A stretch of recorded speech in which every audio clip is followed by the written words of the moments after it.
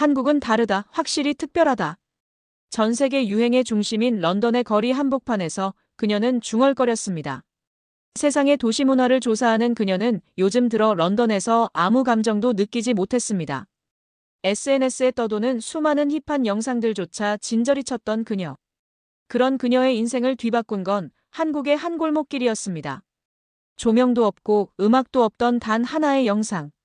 단지 편의점 불빛 아래 누군가가 컵라면을 먹고 있었을 뿐이었습니다. 27만 개의 좋아요, 수천 개의 댓글. 왜 한국은 이렇게 감성적인가? 그 물음 하나가 그녀를 13시간 비행 끝 서울 한복판으로 이끌었습니다. 그리고 마주한 현실.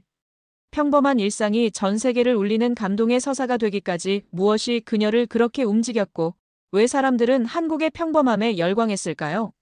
지금 바로 시작합니다. 안녕하세요. 저는 안젤라 포스터입니다. 런던에서 도시문화 큐레이터로 일하고 있어요. 사실 저는 몇 년 전까지만 해도 완전히 다른 사람이었습니다. 매일 아침 지하철을 타고 통근하면서 보는 런던의 풍경에 아무런 감정도 느끼지 못했죠. 제 직장은 현대 도시건축 전시를 기획하는 곳이었어요. 하루 종일 힙하다, 트렌디하다 같은 말들을 들으면서도 정작 제 마음은 메말라가고 있었습니다. 동료들이 새로운 전시에 대해 이건 정말 힙해 라고 말할 때마다 저는 속으로 냉소를 지었어요. 다 똑같아 보였거든요. 특히 SNS에서 쏟아지는 각종 트렌드들을 보면 진절머리가 났어요. 인스타그램에는 매일 같은 각도의 카페 사진들이 올라오고 틱톡에는 똑같은 춤과 음악이 반복되었습니다. 저는 점점 디지털 세상에 지쳐갔어요. 모든 것이 가식적으로 느껴졌습니다. 그런데 어느 날 밤 잠들기 전에 무심코 틱톡을 켰습니다. 평소라면 몇 초도 안 보고 바로 껐을 텐데 한 영상이 제 시선을 사로잡았어요. 조명도 없고 특별한 배경음악도 없는 그저 평범한 한국의 골목길 영상이었습니다. 화면에는 노란 가로등 아래 젖은 아스팔트 길이 보였어요. 편의점에서 나오는 하얀 불빛이 거리를 은은하게 비추고 있었죠. 누군가 포장마차에서 뜨거운 음식을 먹고 있는 모습도 보였습니다.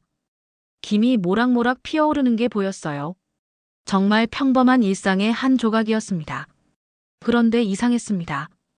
27만 명이나 좋아요를 눌렀더라고요. 댓글들을 보니 한국은 왜 이렇게 감성적인가? 라고 쓰여 있었어요. 이런 일상이 부러워, 평화로워 보인다는 말들이 가득했습니다. 저는 그날 밤 잠을 이루지 못했습니다. 계속 그 영상이 머릿속에 맴돌았거든요. 런던의 밤거리와 뭐가 다른 걸까 생각해봤지만 답이 나오지 않았어요. 그저 마음이 따뜻해지는 느낌이었습니다. 그 영상을 본 지 일주일 후, 저는 충동적으로 한국행 비행기표를 끊었습니다. 주변 사람들은 미쳤다고 했어요. 겨우 30초짜리 영상 하나 때문에? 라고 말이죠. 동료 제임스는 휴가를 파리나 이탈리아로 가지 왜 한국이야? 라고 물었습니다. 하지만 저는 알고 싶었어요. 평범함 속에 숨어있는 그 감성이 무엇인지 말입니다. 비행기 안에서 13시간 동안 창밖을 바라보며 생각했어요. 제가 정말 미친 짓을 하고 있는 건 아닐까 하고요. 한국어도 못하는데 혼자서 뭘 할 수 있을까 싶었습니다. 그래도 가슴은 두근거렸어요. 인천공항에 도착했을 때의 기분을 잊을 수가 없어요. 공항 자체부터 깔끔하고 정돈되어 있었습니다. 공항에서 나와 시내로 가는 버스를 타면서 창밖을 바라봤는데 한국의 도시 풍경이 눈에 들어왔습니다. 높은 아파트들 사이로 보이는 작은 상가들, 한글로 쓰인 간판들이 하나둘 지나갔어요. 서울역 근처 숙소에 짐을 풀고 밖으로 나갔습니다. 해가 지고 있었어요. 처음 밟는 한국 땅이 신기했습니다. 골목으로 들어서니 정말 틱톡에서 본 그 풍경이 펼쳐졌습니다. 편의점 앞에 놓인 플라스틱 테이블과 의자, 그 위에 앉아 맥주를 마시는 사람들의 모습이 눈에 들어왔어요. 지나가는 사람들의 자연스러운 모습들이 마치 영화의 한 장면 같았습니다. 회사원으로 보이는 남자가 편의점에서 도시락을 사서 길모퉁이에서 먹고 있었어요. 학교에서 돌아오는 학생들이 웃으며 지나갔습니다. 저는 핸드폰을 꺼내 영상을 찍기 시작했습니다. 특별한 연출도 없이 그냥 제 눈에 보이는 그대로를 담았어요. 노란 어린이 보호구역 표지판, 골목길 한편에 피어난 작은 꽃, 포장마차에서 피어오르는 하얀 김까지 모든 것이 신기했습니다. 그날 밤 호텔에 돌아와 영상을 편집하면서 생각했어요. 이건 연출이 아니라 일상이라는 게 믿기지 않아. 이런 풍경이 매일 반복되는 누군가의 일상이라니요. 런던과는 완전히 다른 따뜻함이 있었습니다. 다음 날 아침 일어나서 확인한 SNS는 제 예상을 완전히 뛰어넘었습니다. 전날 밤 올린 30초짜리 한국 골목길 영상이 10만 조회수를 넘어서 있었어요.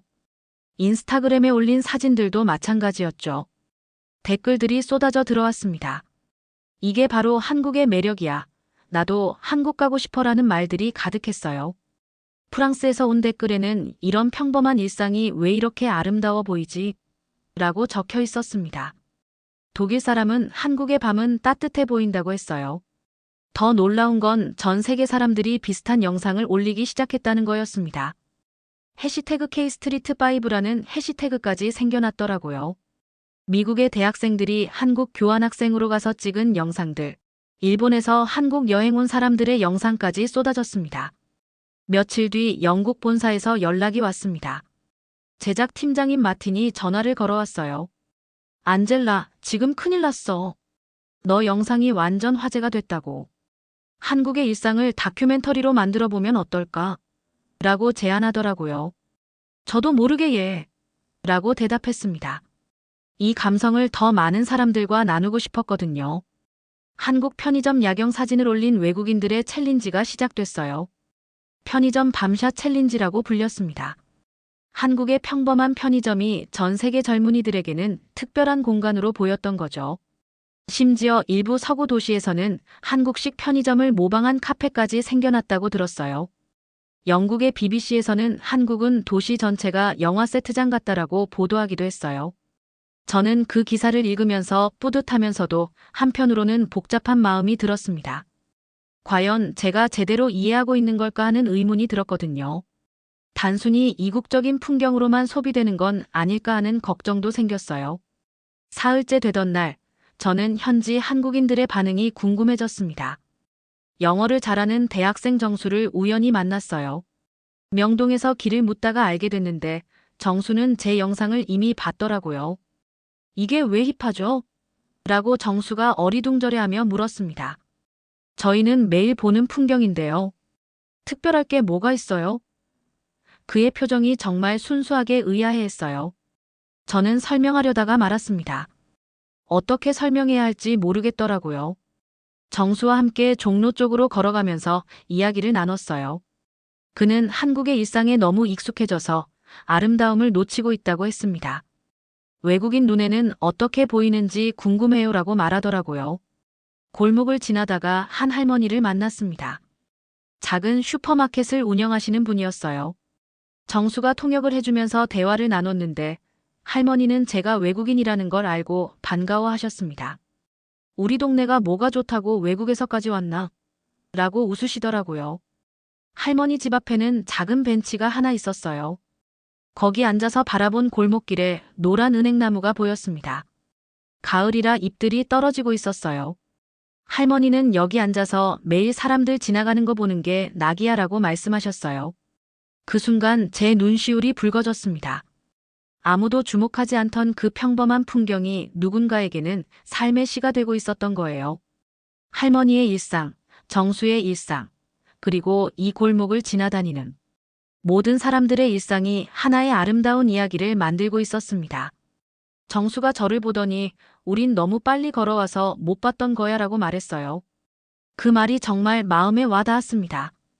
바쁜 일상에 쫓겨서 우리 주변의 아름다움을 놓치고 있었던 거죠. 본격적인 다큐멘터리 촬영을 시작했습니다. 영국에서 온 촬영팀과 함께 서울 곳곳을 돌아다녔어요. 처음에는 관광지부터 찍으려 했는데 저는 반대했습니다. 평범한 사람들의 평범한 일상을 담아야 해요라고 말했죠. 다양한 계층과 세대의 일상을 담기 시작했습니다. 새벽 5시에 일어나 출근 준비를 하는 청년, 시장에서 물건을 파는 아줌마, 공원에서 게이트볼을 하는 할아버지들, 학교에서 돌아와 학원으로 향하는 어린이들까지 모든 모습을 카메라에 담았어요. 특히 기억에 남는 건 한 젊은 엄마의 이야기였습니다. 아이를 유치원에 데려다주고 집으로 돌아가는 길에 만났어요. 그녀는 매일 같은 길을 걸으면서도 계절의 변화를 놓치지 않는다고 했습니다.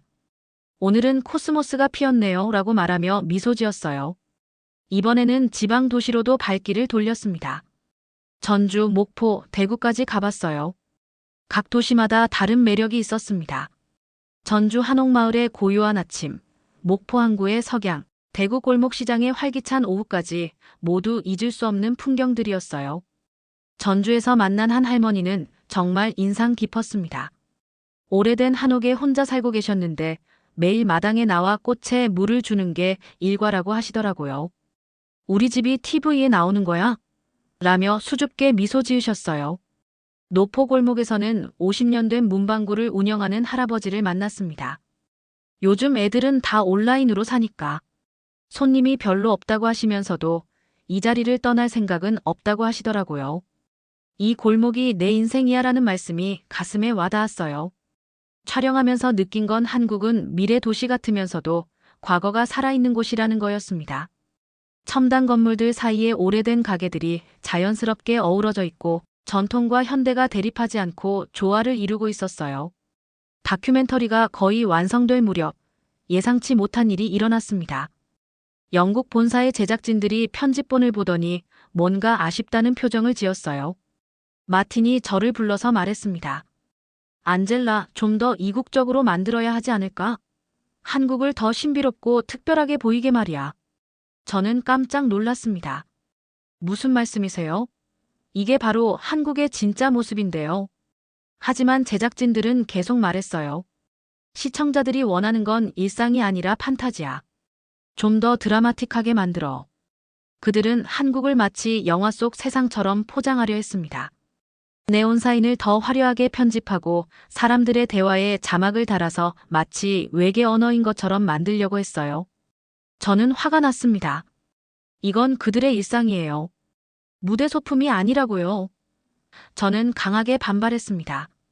정수와 할머니, 그리고 만났던 모든 사람들의 얼굴이 떠올랐어요. 그들의 소중한 일상을 이상한 볼거리로 만들 수는 없었습니다. 제작진과의 갈등은 계속됐습니다. 그들은 상업성을 원했고 저는 진정성을 지키고 싶었어요. 밤늦게까지 회의를 하면서 서로 양보하지 않았습니다. 저는 고민에 빠졌어요. 이렇게 왜곡된 모습으로 한국을 소개하는 게 맞을까? 그날 밤 정수에게 전화를 걸었습니다. 상황을 설명하니 정수도 화를 냈어요. 우리를 구경거리로 만들려는 거네요. 하지만 이어서 말했습니다. 안젤라 씨가 찍은 진짜 모습을 사람들에게 보여주세요. 그게 우리가 원하는 거예요. 한국의 힙함이 타인의 렌즈로 왜곡되는 순간을 목격하면서 저는 깨달았습니다. 진짜 아름다움은 과장이나 포장에서 나오는 게 아니라 진실에서 나온다는 걸 말이에요. 저는 결심했습니다. 진짜 일상을 지키기 위한 싸움에 나서기로 했어요. 결국 저는 본사와 결별했습니다. 계약을 해지하고 다큐멘터리를 독립적으로 편집하기로 했어요. 정수와 몇몇 한국 친구들이 도와주었습니다. 돈은 없었지만 마음만은 확고했어요. 편집실에서 밤낮 없이 작업했습니다. 촬영했던 모든 영상들을 다시 보면서 가장 자연스럽고 진실한 순간들을 골라냈어요. 할머니의 웃음, 아이들의 뛰노름, 포장마차 아저씨의 정성스러운 손길까지 모든 것이 소중했습니다. 제목은 느린 도시의 속도로 정했어요. 한국이 빠르게 변하고 있지만 그 안에서도 여전히 느리고 따뜻한 시간들이 흐르고 있다는 뜻이었습니다. 전체를 10부작으로 나누어 유튜브와 틱톡에 공개했어요. 반응은 폭발적이었습니다. 첫 번째 에피소드가 하루 만에 100만 뷰를 넘어섰어요. 한 달 만에 전체 시리즈가 500만 뷰를 돌파했습니다. 무엇보다 댓글들이 달랐어요. 진짜 한국의 모습을 본 것 같다. 일상의 아름다움을 깨달았다는 말들이 가득했습니다. 한국에서도 반응이 뜨거웠습니다. 우리 삶이 이렇게 아름다웠나라며 자신의 일상을 되돌아보는 사람들이 많았어요. 특히 할머니가 나온 에피소드를 본 분들이 우리 할머니도 이런 분이셨는데라고 댓글을 달았습니다. 해외 언론들도 주목했어요. 하지만 이번에는 다른 방식이었습니다. 한국을 이국적인 곳으로 포장하는 게 아니라 일상의 아름다움을 발견한 이야기로 다뤘어요. 일상 속 한류라는 표현까지 나왔습니다. 정수는 저에게 말했어요. 우리는 세련되지 않아도 충분히 아름다웠어요. 그 말이 정말 맞았습니다. 포장하지 않아도, 과장하지 않아도 충분히 아름다운 게 일상이었어요. 한류가 단지 K-팝이나 드라마만이 아니라 사람들의 삶의 분위기까지 포함한다는 걸 실감했습니다. 기획된 콘텐츠가 아닌 자연스러운 일상이 전 세계 사람들의 마음을 움직이고 있었어요. 6개월 후 저는 영국으로 돌아갔습니다. 런던의 거리를 다시 걸으면서 많은 생각이 들었어요. 예전과 같은 길인데 느낌이 완전히 달랐습니다. 한국에서 배운 시선으로 런던을 바라보니 새로운 것들이 보였어요. 하지만 아무리 사진을 찍어도 한국에서 느꼈던 그 감동은 없었습니다. 기술적으로는 더 좋은 사진을 찍을 수 있었지만 마음이 움직이지 않았어요. 아마 그 땅과 사람들과의 연결고리가 다르기 때문인 것 같았습니다. 어느 날 우편함에서 한국에서 온 엽서를 발견했습니다. 정수가 보낸 거였어요. 엽서에는 제가 처음 찍었던 그 골목길 사진이 있었고 뒷면에는 평범함의 위로라는 문구가 적혀 있었습니다. 그 엽서를 보는 순간 저는 결심했습니다. 다시 한국에 가기로 했어요. 이번에는 관광이 아니라 좀 더 깊이 머물면서 그 일상 속에 스며들고 싶었습니다. 몇 주 후 저는 다시 부산에 도착했습니다. 이번에는 서울이 아닌 부산을 선택했어요. 첫날 밤, 그 유명한 할머니를 다시 만나러 갔습니다. 할머니는 저를 알아보시고는 반갑게 웃으셨어요. 외국 손녀가 다시 왔네. 라고 하시더라고요. 할머니와 함께 벤치에 앉아 골목길을 바라봤습니다. 6개월 전과 똑같은 풍경이었지만 제 마음은 완전히 달랐어요. 이제 저는 이 풍경의 일부가 된 기분이었습니다. 그날 밤 가로등 아래에서 찍은 한 장의 사진을 SNS에 올렸습니다. 특별한 설명도 없이 그냥 올렸는데 그 사진이 다시 한번 틱톡을 뒤흔들었어요. 하지만 이번에는 달랐습니다. 사람들이 단순히 힙하다고 하는 게 아니라 마음이 편안해진다고 말했거든요. 지금도 저는 한국의 골목길을 걸으며 사진을 찍고 있습니다. 하지만 이제는 유명해지기 위해서가 아니라 이 순간의 아름다움을 기억하기 위해서예요. 평범한 일상이 얼마나 특별한 것인지 한국이 저에게 가르쳐준 가장 큰 선물이었습니다. 자, 오늘의 사연은 여기까지입니다. 오늘 이야기가 여러분께도 작지만 깊은 울림이 되었길 바랍니다. 여러분은 언제 한국인으로서 가장 자랑스러우셨나요? 아래 댓글에 여러분의 감동 이야기를 함께 나눠주세요. 세상에 한국의 따뜻함을 더 많이 전할 수 있도록 여러분의 이야기가 필요합니다. 오늘의 사연도 좋으셨다면 구독과 좋아요, 그리고 따뜻한 댓글을 남겨주세요. 영상 제작에 많은 힘이 됩니다. 그럼 내일 더 좋은 영상으로 다시 돌아오겠습니다. 감사합니다.